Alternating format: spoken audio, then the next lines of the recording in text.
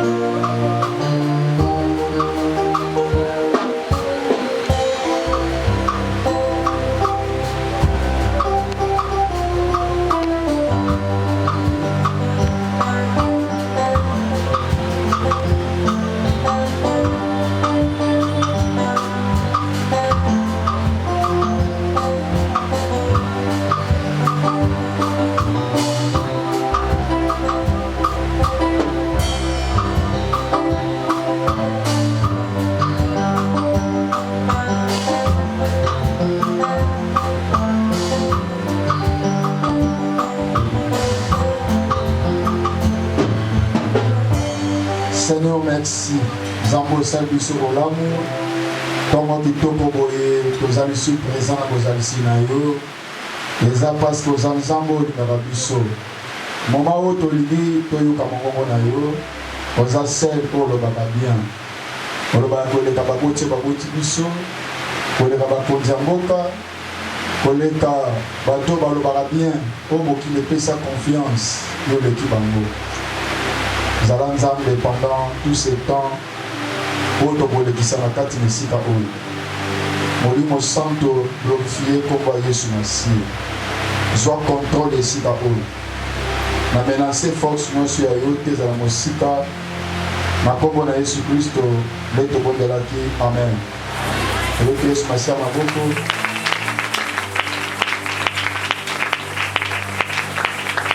Amen. Après ce mot de la pauvre essentielle, c'est le moment où Zawana ne va pas passer mot de la pauvre essentielle.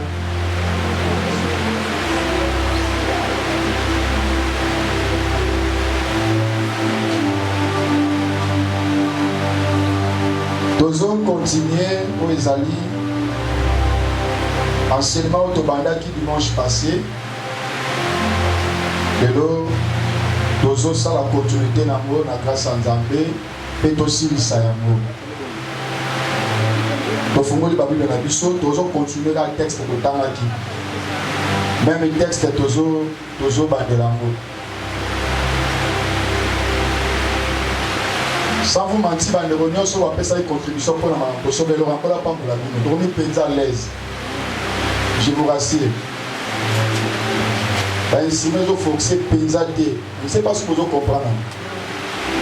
Ben si nous penons respirer par rapport à une chose, pour la camisa nous pensons, nous sommes qui même mon kenaï, ça va pas nous c'est ça nous sommes dans la lorsque besoin est allé, pour doit nous te salir, te soutenir en nous sommes dans le pays.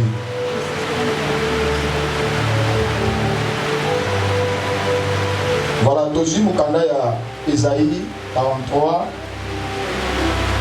18 à 19. Peyum Toyakite, Tozoa qui est le deuxième livre, Ezala Mukanda ya l'autre temps à moté, Tosa la citation. 2 Corinthiens chapitre 5, 17. 2 Corinthiens chapitre 5, verset 17. Yakale Blandela groupe là, monsieur Kotamaya. Ésaïe chapitre 43 verset 18 à 19, j'ai le nom du Seigneur Jésus-Christ. Ne pensez plus aux événements passés et ne considérez plus ce qui est ancien. Voici, je vais faire une nouvelle chose sur le point d'arriver. Ne la connaîtrez-vous pas? Je mettrai un chemin dans les déserts et des fleuves dans la solitude.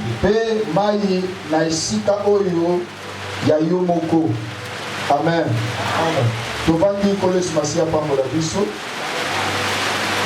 Voilà. Nous sommes parce que la qualification est bien, mais je ne sais pas, dans les voies, mais soit partie internet. Si on a la possibilité de capter son, on ne sait pas. Et le Seigneur a sa mission pour nous. Voilà, nous allons continuer aux Izalaki, enseignement de la mission de Bandaki, la fois passée, la thème dans les Izali, mais que ton passé n'infecte pas ton futur. Que ton passé n'infecte pas ton futur. Tika, lobi na yo elekaki et ya te kobebisa o ezali lobi na yo ezoya. Par là, na expliquaki biso boye na kolobaka ete balobi ya bakemele otoza akonasa par moi le prédicateur. On a un peu de passé trop sombre, très compliqué. Quand nous sommes rencontrés, on va passer dans le favori dans le Samara. Ce qui va se faire, c'est différentes vies dans l'état qui n'en lorsque tu as un événement du passé, et ça va passer à la souffrance de ta ici. Oui, elle va passer à la souffrance de ta ici. Parfois, on l'a dit pas si. Au sommet, on chaussée, on a dit pas si. Au colita de la mamoko, on est la promotion de la tête. Nous sommes là, et ça a passé dans le temps. Mais en dehors, il y a aussi ce qu'on appelle un passé par rapport à ma paix au Motasala qui n'a l'objet. Et là, Christ, comme Moussous, on va bien éduquer. Lorsqu'ils ont la passé à l'épicie à Tarisma et Mus, ils pouvaient dire que je n'avais pas ensemble avant, mais je ne pouvais pas faire des bébés comme Matabona Sala qui n'a passé. Mais parce que Yesu Massi a eu besoin en retard, et s'il a consommé vivre au Songolo, voilà ce qu'on a vivre dans Mukolo, dans Gaya. Alléluia. Donc, on va dire à Boboye. Dans une définition future n'a passé que mais Tolobaki Zambe Azon Pekisa Bato va considérer ma tambo Seleki. Quand vous savez, voilà, on a fait un Christian comme ça.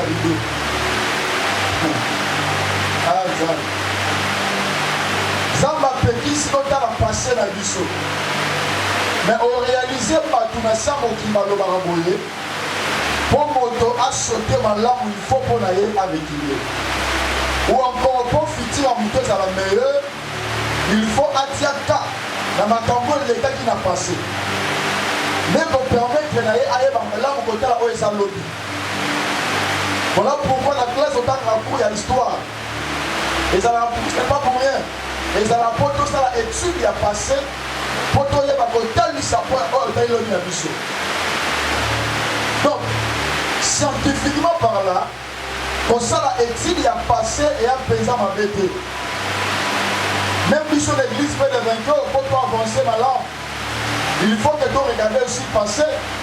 Raison pour laquelle dans l'église et dans l'administration, il y a la secrétaire. Nous sommes allés pour un rapport après ça, l'année passée, année écoulée, pour être permettre à ce qu'on il faut qu'on tambour.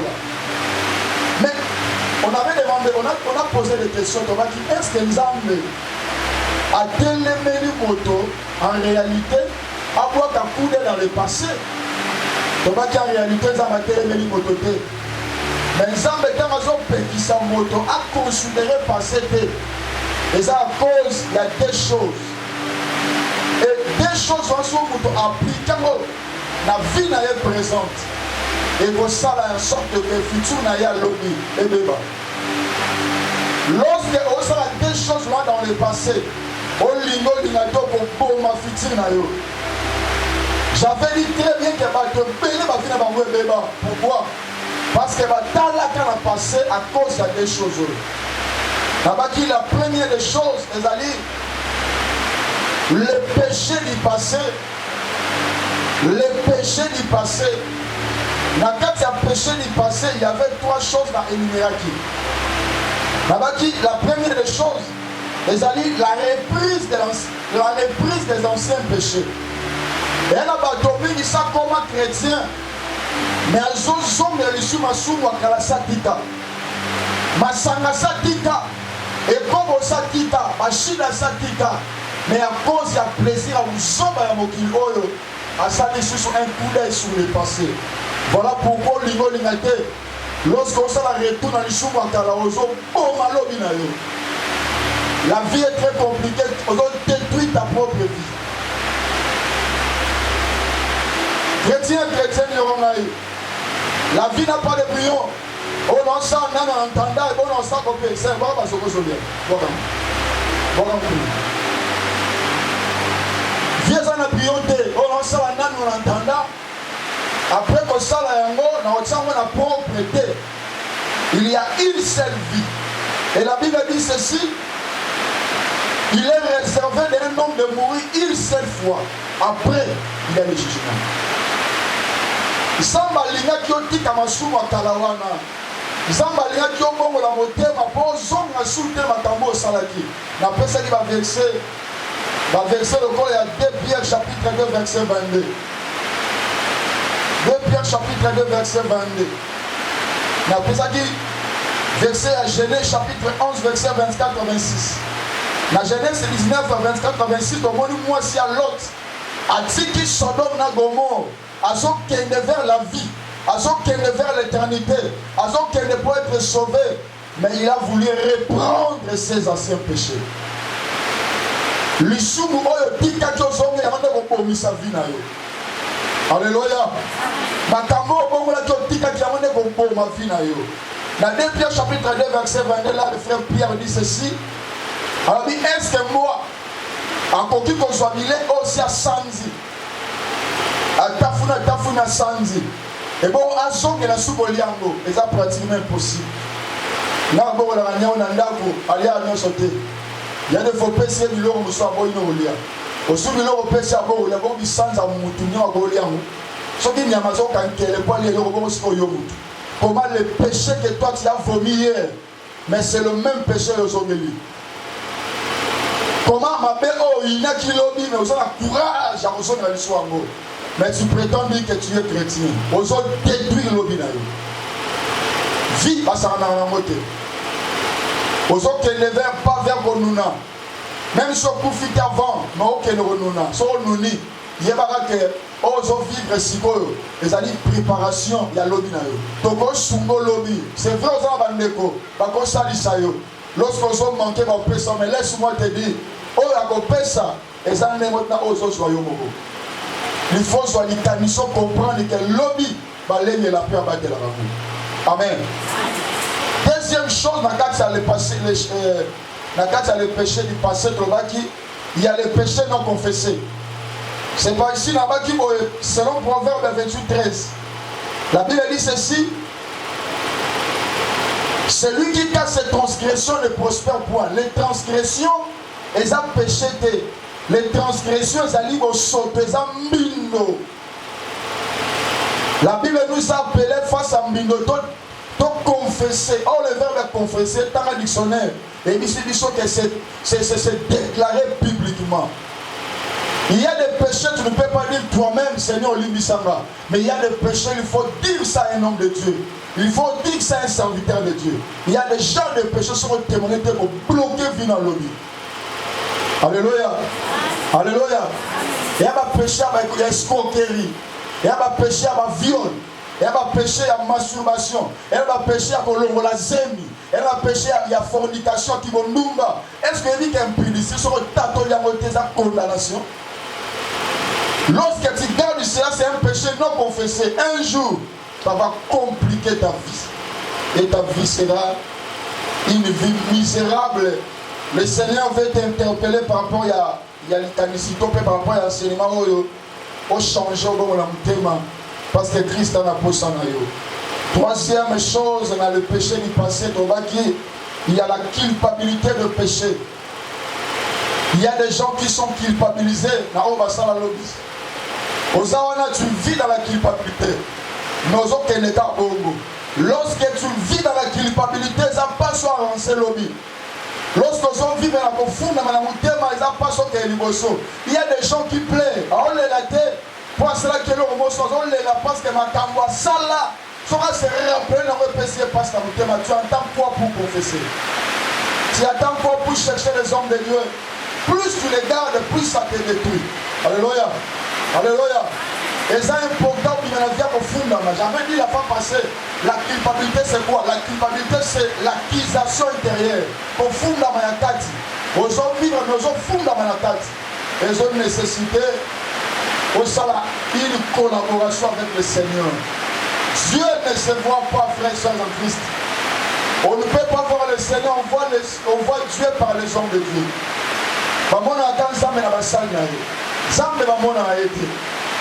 Si tu veux voir le Seigneur, tu dois passer par ses serviteurs. Raison pour laquelle, pour vous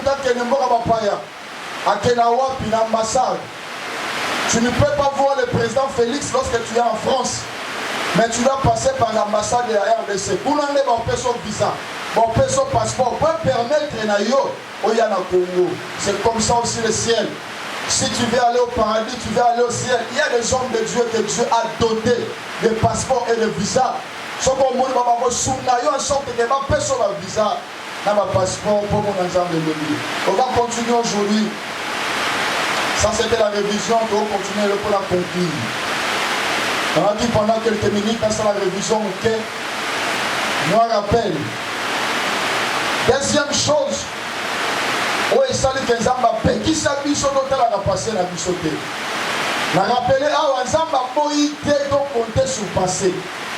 Pour quitter mon récit, l'objet n'a pas l'objet. Alléluia. Alléluia. Pour avancer bien, tu dois regarder le passé. Mais lorsque le Seigneur dit ceci dans Ésaïe 43, verset 18, à la Bible, ne pensez plus aux événements passés, à ça ne mot plus, à ça ne pâté. C'est qu'Israël pensait. Alors qu'ils pensaient, l'objet s'est passé avant Bango. On a mené nini, nyotama pa Pharaon, ndenge nini, consommer du soumou, aux Zambie interdisant Bango, et Dieu apparaît. Et pas Esaïe pour en rappeler le peuple naïe, va canissa aux Ezalomité, va considérer aux Ezalomité. Et dans mon canal de Corinthiens chapitre 5 verset 17, j'avais donné ça. La Bible dit ceci, celui qui est en Christ est une nouvelle créature. Les choses anciennes sont passées, voici toutes choses sont devenues nouvelles. Les problèmes pour nous, ce n'est pas les choses qui sont anciennes. Mais pour nous, le problème, c'est toutes les choses et pas la bichot et comme une nouvelle. Alléluia. Alléluia. Deuxième chose, on a fait qui s'en a bichot, on a passé la bichoté. Et ça, les échecs du passé. Nos échecs du passé maka esiko koyaki lobi nzambe alingaka totala ngo lisusu bisika olelaki lobi nzambe alingaka tozonga su wana bisika oyo ozalaki frustre okufela ndeko kala obungisi eloko moko kala vie ebeba kala ça fait 5 ans mozwa mosala ya kopensaka makambo oso elekaki eshek alobi otala ngo lisusu mosu azala nzembo moko akangaka soki nzembo oyo defe papa defe yaya alingaka ngo mingi soki na oyoka ngo nazokanisa su ye il y a des gens kolela moto sakufa pendant 12 ans mais lorsqu'elle se rappelle il commence à pleurer. Il y a des gens qui ont plus qu'un échec à penser à la victoire au Christ après sa mission à Golgotha. Mais lorsqu'ils ont pensé, et si qui ça fait 5 ans, et si a échoué qui ça fait 5 ans, et si a vécu qui pendant 3 ans, ils ont se rappelé nango, et ils ont vu la katinaye, et c'est toi kala, et pour qu'il soit au Kamangaï, mokola lelo. Laisse-moi te dire, maman, laisse-moi te rappeler, toi tu n'as pas été né pour échouer. Échec, ils allaient une vie répétitive dans le thé. Mais échec, ils ont vie à Batunyoso. Moutunyoso a seulement des fois réussi, des fois à échouer. Voilà pourquoi nous avons solo lorsqu'à ça l'échec. Alors attends pour réfléchir pourquoi la salle d'échec. J'avais aimé la philosophie de Josué. Lorsque Moka Aïe, Moka Moukié, et quoi ça qui est dans ce échec. Josué a eu le temps pour réfléchir, Seigneur, pourquoi? La Bible a dit Josué n'a pas mangé. Josué pouvait dormir par terre, le visage contre terre. Pour allouer, Seigneur, pourquoi ces choses peuvent-ils arriver? Mais laisse-moi te dire, l'échec c'est pour tout le monde, mais tu ne peux pas rester dans la vie échec parce que yo, on a condamné pour un échec éternel. Mais il y a un moment où tu as échoué et il y a aussi un moment où tu vas réussir. Alléluia. Parce que toi tu as été condamné pour la réussite. Amen. Dans le cas d'échec, nous avons des problèmes, des choses. Tu as un échec où ils allaient échec individuel. Tu rappelles un échec où ils échec collectif. C'est-à-dire individuellement, tu as échoué dans le Néguénaï. Makamwa vivant qui est essayer à un échec, famille vivant côté. Comme on n'a pas parti dans ce où tu as vivant échec à Nazate. Sauf seulement il y a tu as rencontré échec Wana. Ou tu as un échec individuel. Seul ou échoué. Seul au pays. Mais il existe aussi l'échec collectif. C'est-à-dire toute une famille, toute une église. C'est-à-dire, vous avez bloqué quelque part, vous avez empêché quelque part. Là, on appelle ça l'échec collectif. Pour qu'on comprenne bien, pensez, Nango total na échec individuel, dans le Luc chapitre 5. Luc chapitre 5. Verset 4 et 6. Luc chapitre 5, 4 et 6. Pour le temps, parce que nous avons merci frère Isaac. Dans Luc chapitre 5, verset 4 et 6, l'histoire d'un homme qui s'appelait Pierre. Pierre azalaki molobi bambis. A une expérience à ma casse à Goloba bambis nae. Soit qu'il na pêche, tant en zonga, à zonga bambis, comme d'habitude. A qui expérimenté dans l'eau. Pierre avait une famille, azalaki au berger. Pierre avait une famille, d'accord, pour la Bible même précise que maman Bokilo nae. Azalaki ko vanda na kasa ndako Pierre. Un jour, pendant que Pierre était dans service à Moussala nae, la Bible dit ceci. Pierre a vendu pour l'eau bis parce que normalement selon la nature, bis va l'eau à la boutou. Pourquoi la boutou? Parce que pendant la nuit, ma evandi kimia et bis va jouer au sakana pendant que va sakana et filer sur le route à Barozo Kanabam. La Bible dit Pierre a l'eau bis boutou mobimba. alobi butu mobimba mais Pierre a joué à Tambisi Tata Ngolo a joué. Pierre s'est réveillé le matin très déçu. Nathan retourne et t'as dit qu'on sera ma filée naïe. Alors sera ma filée naïe. Du coup, il y a l'homme de Galilée pour apparaître au niveau Pierre. Maintenant, il a été traité de sa Pierre nan. Mais il a passé à Pierre temps. Il a convaincu à boîte de passer à la Moussalanza. Va pécier boîte. A été Moussalanza, ma sœur Moussalanza, ma sœur ici. A été pour s'adresser maintenant à Pierre. Pierre. Zoa filé na yo. Bois kanamai. Zoa boîte na yo. Pousse à la place à Mozindo Joamai.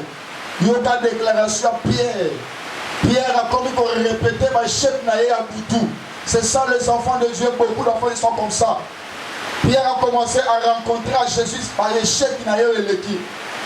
Pierre savait que n'a travaillé mais je n'ai pas eu. N'a sali ma effort mais n'a pas quitté.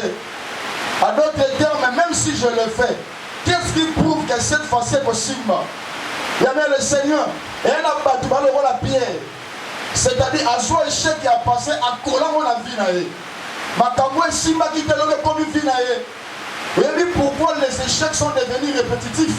Et ça parce que lorsque nous croyons déjà qu'on est commis les échecs, dans vrai les sous-échecs, c'est-à-dire, na quoi qui n'a boutou, na tomo et tani, na quoi pourquoi les sous, et ça passe pour votre réussir. Et c'est un émissaire, boutou à l'homme et ça tombe les lotés. L'homme est qui journée mon sous et l'homme est journée mon sous. Mais pourquoi on soit échec en 2011 c'est par là le Seigneur nous a dit ton côté dans l'événement du passé, c'est par là le Seigneur voulait faire ça. Toi dans la terre aussi on sait qui échec. Mais qui t'a dit qu'échec qui n'a lobby, ça peut aussi se répéter aujourd'hui. C'est ça le problème de frère Pierre. Lui il voulait répéter l'échec d'hier. Et comme échec aujourd'hui, si dans 2012 Simba quitté, qui t'a dit dans 2022 pour Simba quitté?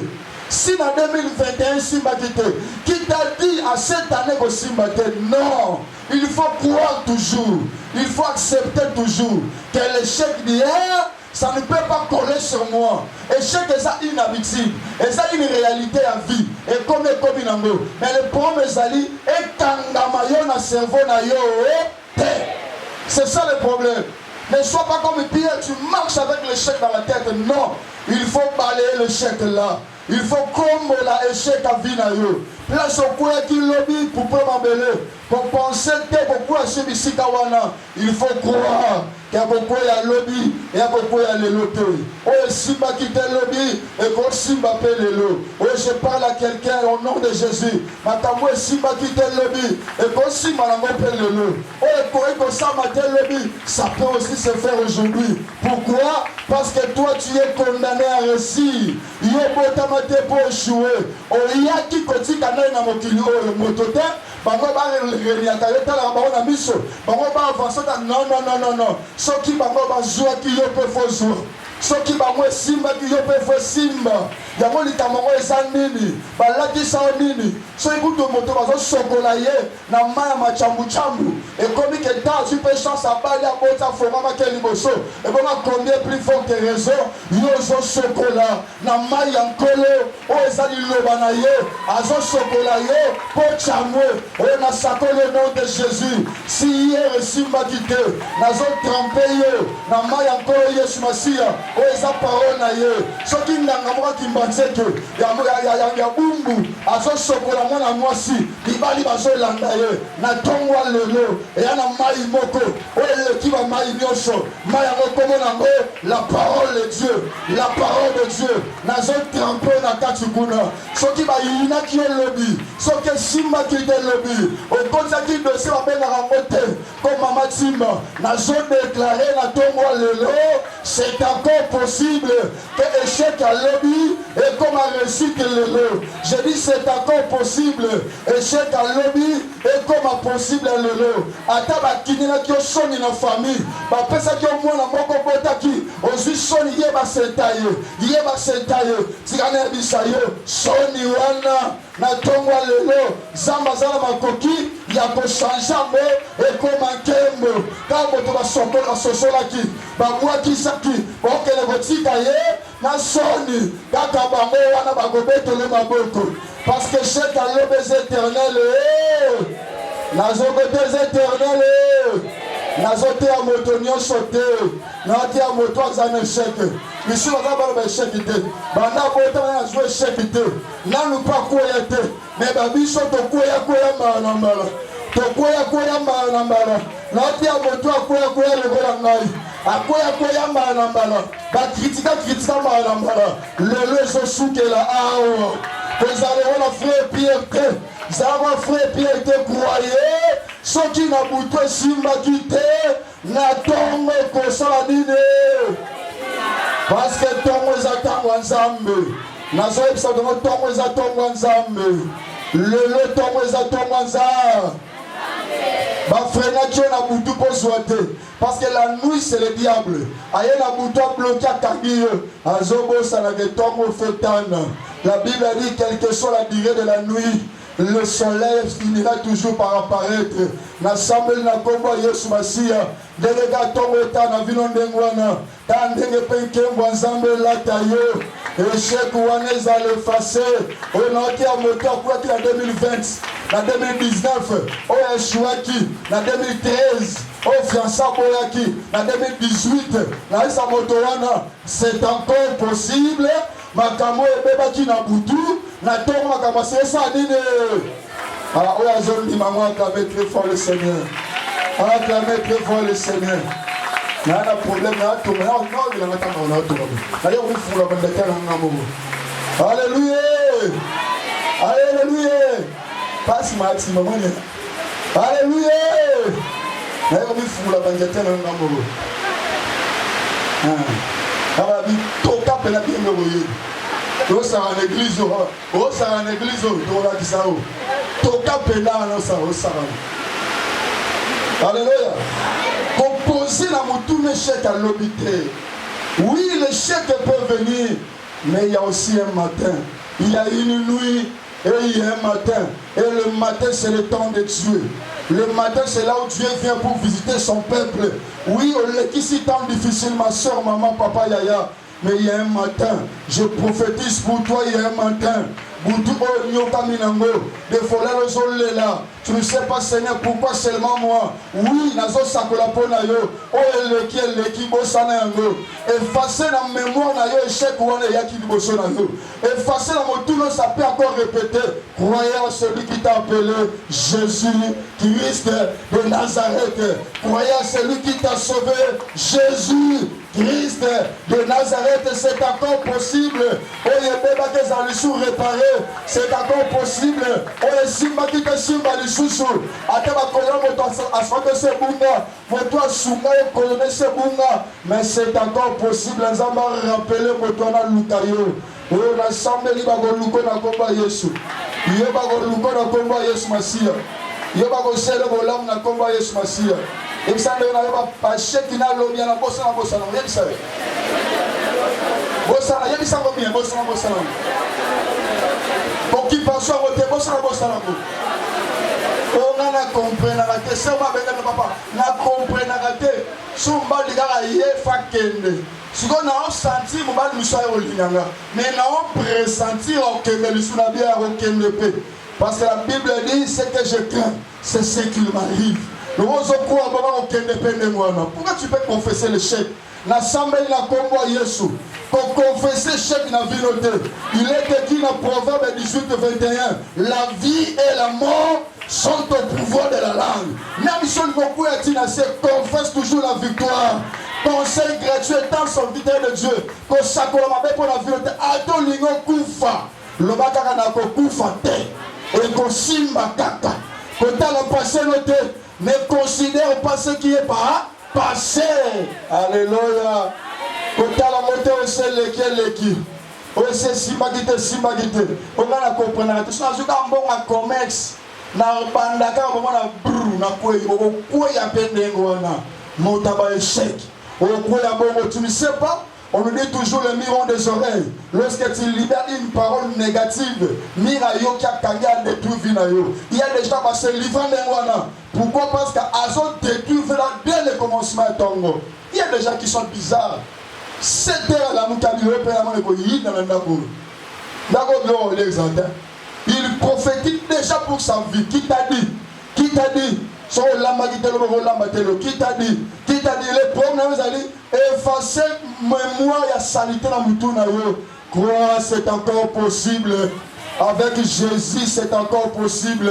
Lorsque Pierre disait cela, parce que Christ n'était pas avec lui. Maintenant, Yesu Massi a été en malgré ça, Seigneur, na lobby mbisi butul. Il y a des gens chrétiens, mais ils ont dit matin qu'ils ont pas dans ma coquille. Il y a copié mise bisita molili. Oh, ils ont compliqué pour ce qui s'en vient naïe. Oh, na oti amota gondima. Na nati amota gondima siko. Oh, azon di magawe le qui c'est le qui. Alléluia. Oh, le qui c'est ça nini. Oh, sanango na Kongo Yesu. Les ba format ta carte mémoire, ba format ta téléphone. Na ye na mémoire na yo na bandi ko formater vigno sur le qui c'est a passi wana eza la formater na komba Yesu Masia na so formater ba déception vi na yo on nga ba de na formater na komba Yesu Masia ba chepo le qui za la formater na sakoli ke mémoire à la vierge à ce que on stocker ma kamwasi. Est-ce qu'on peut acclamer très fort pour le Seigneur? Moto azo pour stocker ma kamwasi dans son robot. Ah, la Bible dit si quelqu'un est en Christ, est une nouvelle créature. Na sako ezeke la mwasika, stocké ma kamwasika. Ma kamwasika la nini élévation, ipamboli, koseka, esengo, ezala vie na yo. O stocké amo, ekota kati na koma vie na yo. Au nom de. Au nom de. Pour conclure, il y a des gens qui vont vivre vie à échec collectif. À la chambre de mémoire. Alors, le quoi c'est mon os. Biso na famille na biso. Donc comprendra bien. Mon père a connu mais n'a pas qui mais dans la famille. Il y a yo ça différent na famille na bino. Oza le la famille na bino. Si tu as des bêtises à buso bawana, ozwa via maman coller en côté. Ogo coller via yariate. Ogo coller via l'équité. Même si on s'assure certains que l'homme est rendu, on a boyaka yango. Ah, j'ai aimé David, 1 Samuel chapitre 17. Lorsque David a quitté la front, a continué de tomber Zali, mais il y a Goliath dans ma péré. Saül, loin par l'éternel, m'a dit Goliath. Et à part Saül, il y avait beaucoup de guerriers. Parce qu'autour, il y a David, autour, il y a Saül, il y a Goliath. Israël va périr. C'est ça, il y a des familles qui tremblent devant les choses, devant les problèmes. Il y a la vie compliquée. La carte de sa famille va prendre belé, va trembler en ango. Et Théo bisoté. Ils sont de comprendre la famille, la biso du Camboy. Yomo yebi du Camboy. Problème, yomo yebi ango. Puis ce sont de continuer à essayer de m'arrêter. Il y a Zara David. Zara David. Problème, on est comme ça la Goliath. Nous Zara David. Lorsque David a eu la carte à champ, la carte à front, la première des choses, après si gloire au lien. Deuxième des choses, toutes les questions. Nous ne sommes pas les gars. Au théo, il y a mis la carte à mort, on a mis sur nos arbres, il tourne mes ailes sans mater, parce que nous on a mis sur nul. Parce que nous, géant, on a le baronnet. Il y a même temps à se réunir à la front. Donc il y a le bisou, on a bimi car à bêtiser. C'est la première esclave, la bisou. C'est vrai. Donc, première, il faut pas m'amoutoiner, mais on a bêté. Alléluia. Alléluia. Il y aura ma grand frère David. Il y a plus de l'olé, le moussa, le yaya. Na domaine à fou, ça l'a oublié. Na bandère qui vient. Na domaine à fou, ça l'a. So ça oublié, premier matin, ça l'a oublié na domaine à fou. C'est-à-dire, il y a un bon matin, il y a un peu de habité. Bozo, bête à ma part, il y a un domaine, mon ressort, le menga. Et le côté, il y a aussi mangaté. Zalen Nogeye, si David, il y a le fond de yo, Zalara Bongo. Il y a pour ça le fond de yo, tu as le fond de l'ibosa problème. Tu as le fond de l'ibosa nango. Parce que la Bible dit dans mon canal Psaume 60, verset 14. J'aime ce verset. Pour Psaume 60, verset 14. La Bible dit avec Dieu, nous ferons des erreurs. des exploits avec Dieu. À moins que ça n'en mette, mais si tu es avec le Seigneur, les exploits c'est ta vie. Alléluia. Alléluia. Alléluia. Oui, ceux qui n'ont pas amitié, mais pas d'ailleurs, il faut qu'il y ait des exploits. Pourquoi? Parce que tu vis avec le Seigneur. Oh, je déclare pour quelqu'un, ma amitié est contaminée dans la famille. Ma amitié est contaminée dans la famille. Mais ça, l'amitié est contaminée dans la famille. Mais après, l'ité est tombé le lot. Nazo déclaré le lot. Ma amitié est souké pas dans le monde. Nazo déclaré exploit de grandes choses et côté dans la vie. Ma famille est côté saté, mais pas dans ça ni le corps. Na sakoli monene na vie na yo. On se distingue na famille na bino. Échec à famille, échec na yote. Échec à maman ya yote. Yabande koza na yote. Pas se poser ma question, mais yo ça différent na ba famille na yebini. Oh na sakoli tu seras différent. Na bande robote roza différent na famille. Bazota la yo bozo ko kana na famille na bino. Il y a des gens qui créent la différence. La Bible dit, vous verrez à nouveau la différence entre ceux qui me servent et ceux qui ne me servent pas. Et ça, mais la vie réelle, il faut que tu démontres la différence dans ta vie. Soyez différents dans la santé, soyez différents dans le mariage, soyez différents dans la fécondité, soyez différents dans la affaire, soyez différents. Deux à trois personnes, soyez différents dans ta vie. Salam bien. Salam bien. Pour ça, moi, c'est la détermination. Zala différent. Zala différent. Ah, frère, il y a Goliath. Mais lorsque David a se présenté, David a un temps souka,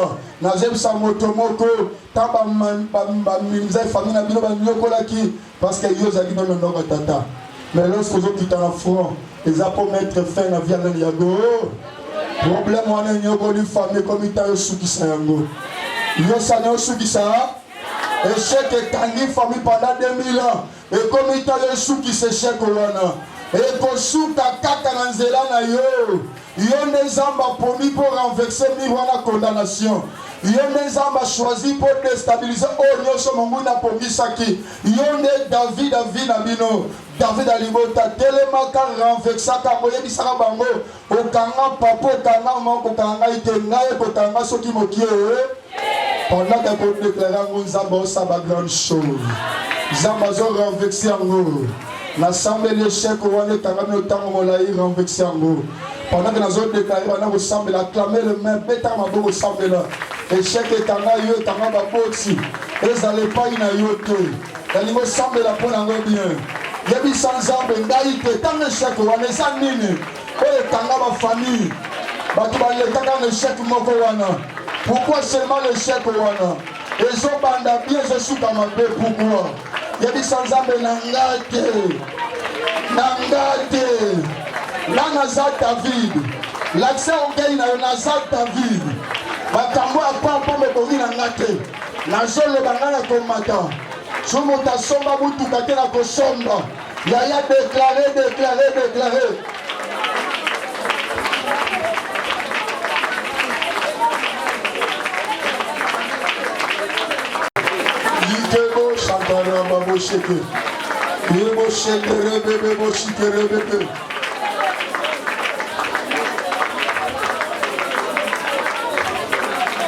Au nom de Amen. Pour terminer, qu'est-ce que tu dois faire maintenant pour vaincre? Parce que Pierre Azalaki Pembe na Jésus na zone limité que Yesu Masia a aussi en sorte que a renversé chèque ya Boutou. Et là il faut y avoir ce qui Pierre Azaro vivre vie échec même présence à Jésus pendant temps c'est parce que Pierre a considéré dans le effort na ya Boutou. Expérience a manifesté qui mena pamba. Ba de minga zota ba effort ça lui pas luka musala. Ba effort ça qui pour le domaine moko songolo pour la commerce pour la vie moko songolo. Azo content, mais comment j'ai échoué. Laisse-moi te dire, ne sois pas comme le frère Pierre qui rappelait à Christ. Ma expérience n'a eu, oublie ça. Fais c'est comme si tu recommences à zéro. C'est comme si on botte à Alléluia. C'est possible de tout recommencer avec Jésus-Christ. Mon nom est sur le lobby et saint. Alléluia. Pour compter sur son idée, dans le nyongo lobby, au talamote. Parce que film on a passé au talamote. Bossana. Et là, on souhaite qu'il a la presse dans la vie dans la macholi à battre lobby. Et on a dit qu'il y a l'accenda. Il y a l'accenda. Quand on a passé, on a dit non. On a vu dans le ciel, non. C'est encore possible lorsque tu veux refaire ta vie. Amen. Pour compter à côté, bossana, effacer. Objectif réalité pendant 2 dimanches aux alliés, qu'on bossana ou les cas qui lobby. Matamo les cas qui lobby bossana. Deuxième des choses, il faut aussi la foi mais la vie. La foi, c'est une bonne chose. Croyez, Pierre ne savait pas que c'est possible maintenant. Tant que bandit dans Zambia réussir. Bien le Seigneur, c'est possible. Un bandit pour Simba du sous. Troisième des choses.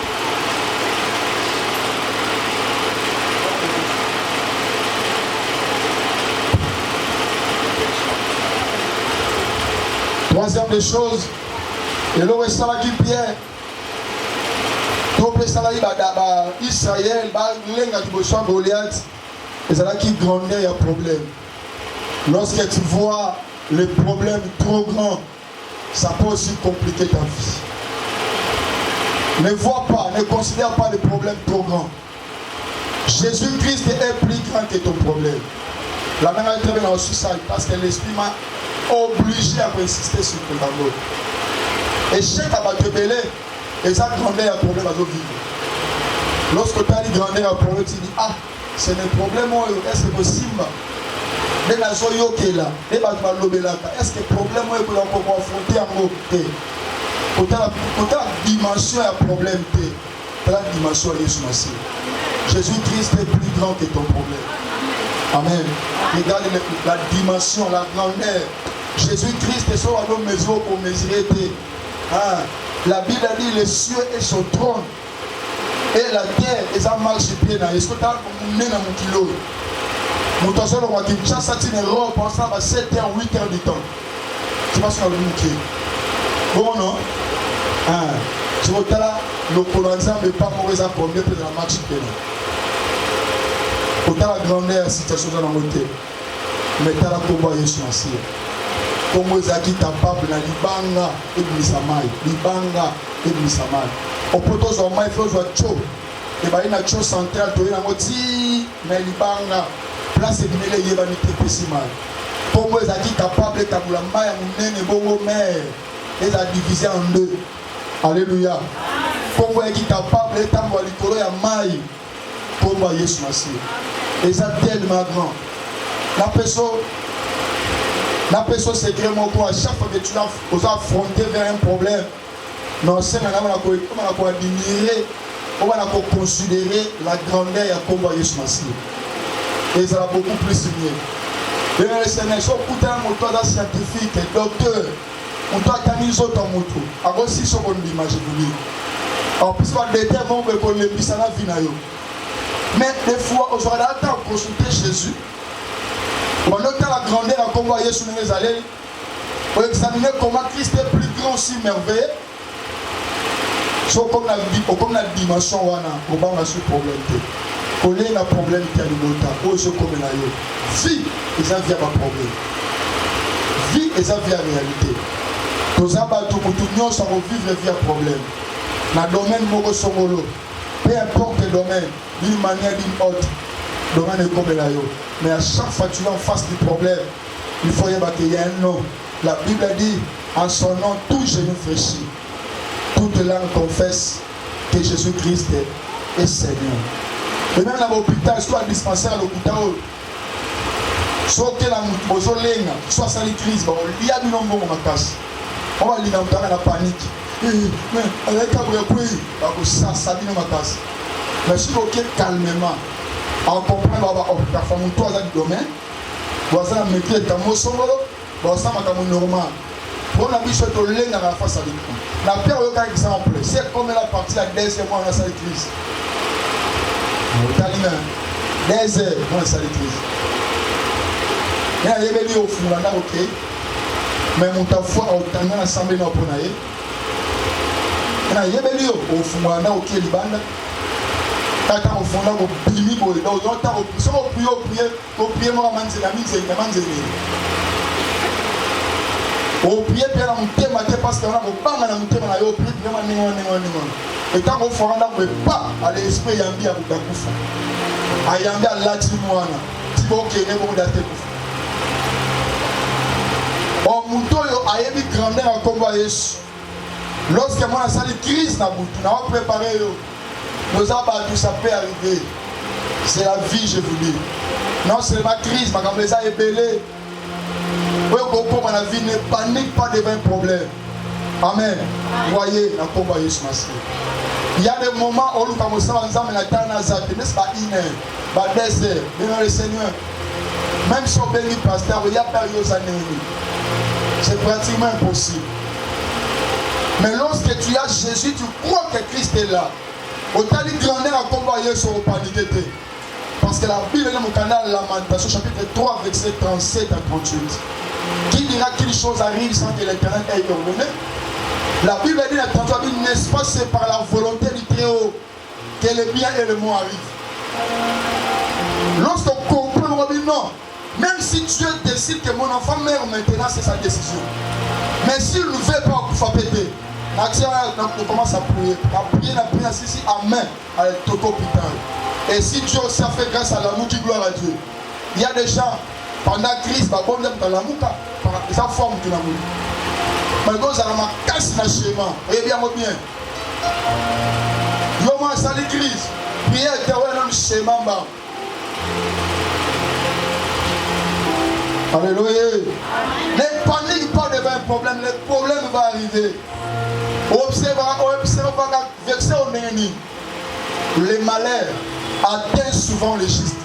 La Bible dit les malheurs atteignent le péché, atteint les justes. Un juste, c'est celui qui marche dans la crainte de Dieu.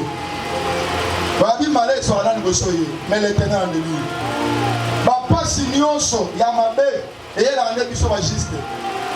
Ma camouflage ça compliqué et elle a rendu sur la juste. La Bible dit mais l'Éternel en lui. Donc pour dire que la vie, il faut compter sur Jésus. Il faut compter sur la grandeur de Jésus. Jésus-Christ est le Tout-Puissant. Nous sommes le Christ est capable de la tout. Alléluia. La poubelle, il faut enseigner tes enfants comment prier. Moi, la comme mon colo, mais si je ça si on peut lire par la classe, on peut lire par la nave, pas camarade de Boyate, il y a mis ça sur la personne, il y a ça, mais la pour la il y a une éducation mais priez d'abord pour ça.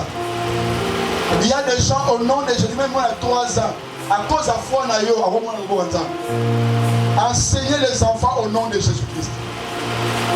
Lorsqu'il y a quelque chose, il faut déclarer au nom de Jésus-Christ. Et ça va en ayo, au nom de je vis un enfant de 5 ans, à l'autre 5 à 6 ans, au nom de Jésus, parce que moi on va apprendre rien.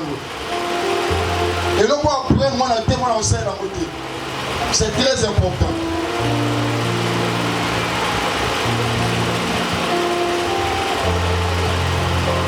Par rapport à résumé, la télévision sur que ton passé est affecté tes les futurs. Avant qu'ils ont appris si ton quand ça passé mais ils ont appris si ton pensée de l'homme balé on a passé. Et là on a passé à l'émotion elle dit péché na yo c'est l'équisse. Na échec au l'équisse. Quand ça péché a passé, tu parles de 3 choses. La l'émotion elle dit reprise. Il y a ancien péché. Le sumo sotika, nous sommes dans le souterrain pour tenter. Makambo so kankele, nous sommes dans la souterrain.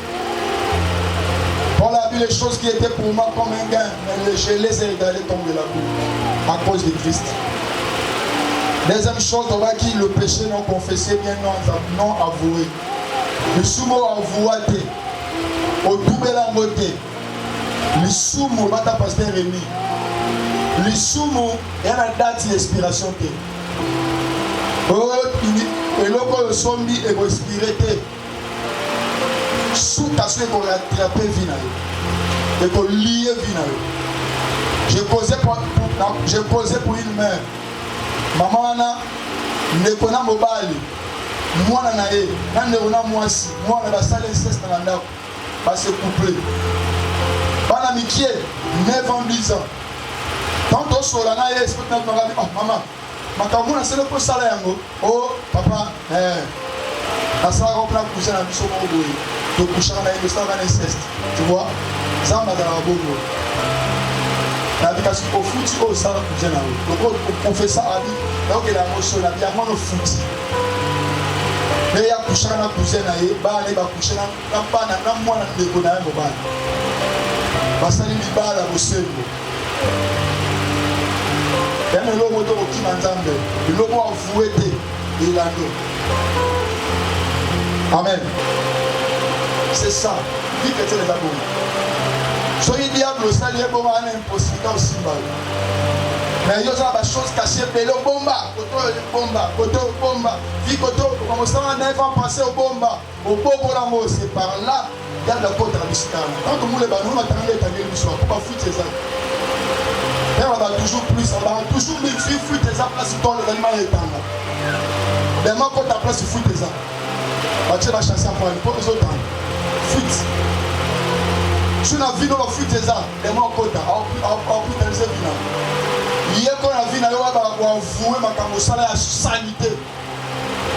On le va s'appeler la première. Vous allez pépéler, sur le télévision, vous allez pépéler parce que le hôtel va ressembler ça. Non. Amen. Oh, c'est le qui c'est l'écart, comme il peut peler. Ça va gêner caché belé de la dossier. La carte va moi en Satan. Ça va dossier belé. Premier tiroir, deuxième, troisième. Alléluia. Alléluia. Amen. Vous osez trompe pas moi si n'a pas un bon trompe pas. Surtout là.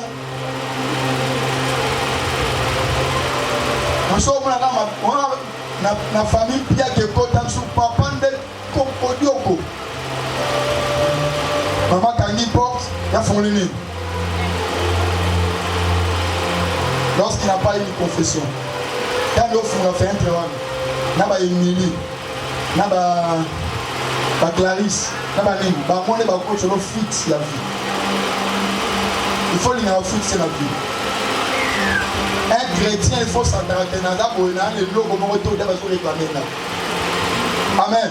Soit les tambours, c'est là, le lobby, moi je reste tranquille, c'est ça la vie chrétienne. Non, c'est bien vrai. Soit nous venons à Tétalio. Ma tambour, bon, on a le bateau pour faire ça, pour l'anda, galata, yo, tata, banana. Merci pour l'histoire. À ça, l'inceste, la bombe. On va foutre dans le nez, c'est le vrai libala. On peut combien de fois? Maman, 3 fois. Couple marié, quand ma missa, même ma cousin, moi, je suis moi. Comment vous savez la vie de cache-cache? Et le Seigneur, dans ma salle, ça bouge. Alléluia. Et ça m'amène à ma case. Et à ce moment parler sur la culpabilité. Vous avez vu que c'est la culpabilité. Vous avez la culpabilité. Je te battez la prophétie. Ok, parce que vous avez la culpabilité. Vous avez la culpabilité au fond dans la motivation.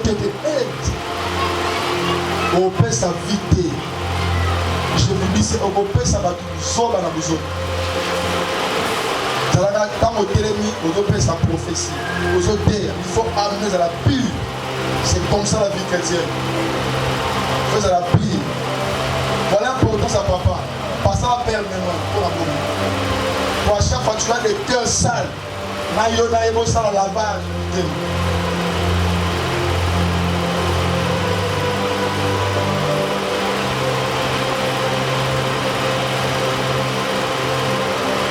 Il y a souvent de parler sur les échecs du passé, il a parlé d'échecs individuels, Luc 5, 4 et 6. Après échec collectif, 1 Samuel 17. C'est par ici les matins à Bissou et Soukelaki. Quand on est ici à Pambola Bissou. Merci.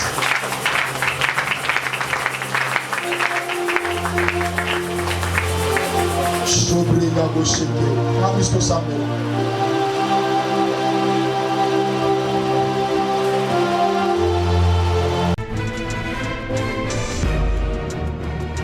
Pour votre édification et votre croissance spirituelle, nous vous prions de vous abonner massivement sur notre chaîne chrétienne PD Vainqueur Télévision et activer la cloche de notification pour ne rater aucun de nos programmes. PD Vainqueur Télévision, l'instrument de l'évangélisation.